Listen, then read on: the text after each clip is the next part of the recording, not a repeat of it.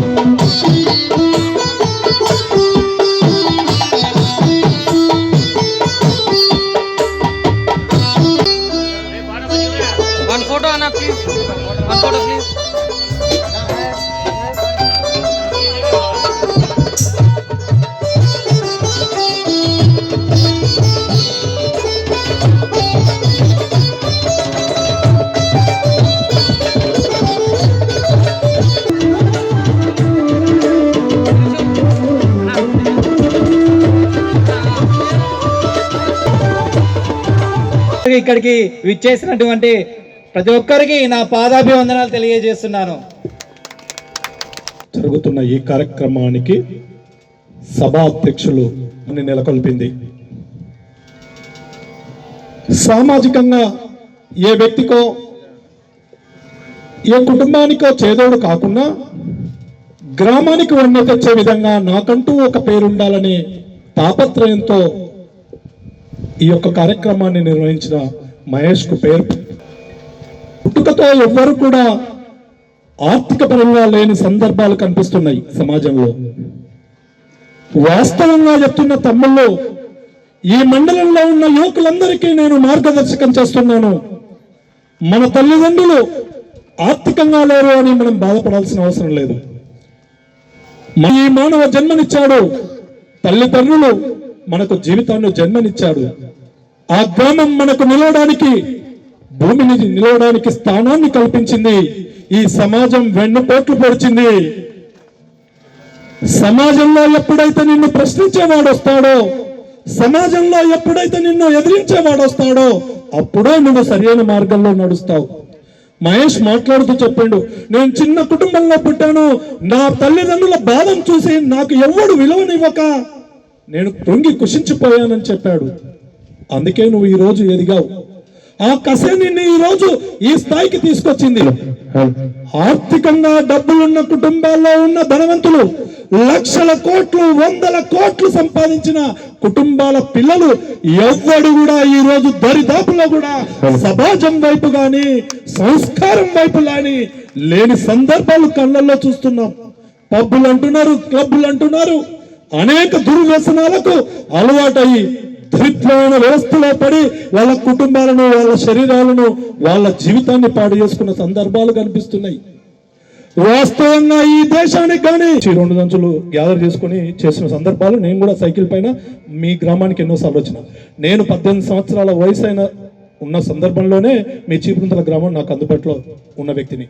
మా గ్రామంతో పాటు మా గ్రామం మీ గ్రామానికి ఆనుకొని ఉన్న తుమ్మలకుంట కానీ, కోమటికుంట కానీ, సడక్తండతో పాటు నీకు జన్మనిచ్చిన నీ కన్న తల్లి లాంటి నీ గ్రామాన్ని కాపాడుకునే విధంగా, నీ పక్క వారికి సహాయం చేసే విధంగా ఆ భగవంతుడు నీకు నిజంగా ఆయురారోగ్యాలు ఇవ్వాలి, అష్టైశ్వర్యాలు ఇవ్వాలి, ఇంకా ఆర్థికంగా ఎంతో ముందుకెళ్ళాలి, ఇంకా వ్యాపారాలు చేయాలి, ఇంకా సంపాదించాలి, ఇంకా 10 మంది పేదవాళ్ళ కొరకు ఖర్చు చేయాలని కోరుకుంటున్న తమ్మి. కొంతమంది నిరుపేద కుటుంబాల్లో వెలుగులు నింపుదాం తమ్ముడు, నిరుపేద యువతలో వెలుగులు నింపుదాం తమ్ముడు.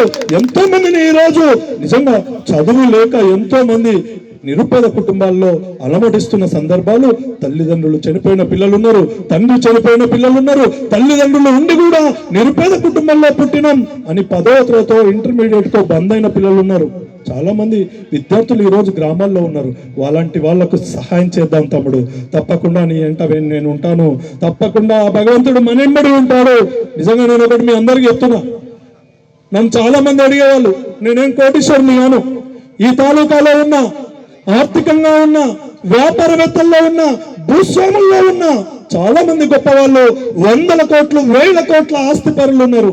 కానీ వాళ్లకు ధీటుగా నేను లేకపోవచ్చు, కానీ మనస్సాక్షితో చెప్తున్నా, ఖచ్చితంగా మానవత్వంలో ముందున్నా. అలాంటి మనస్సాక్షితో ముందుకెళ్దాం తమ్ముడు.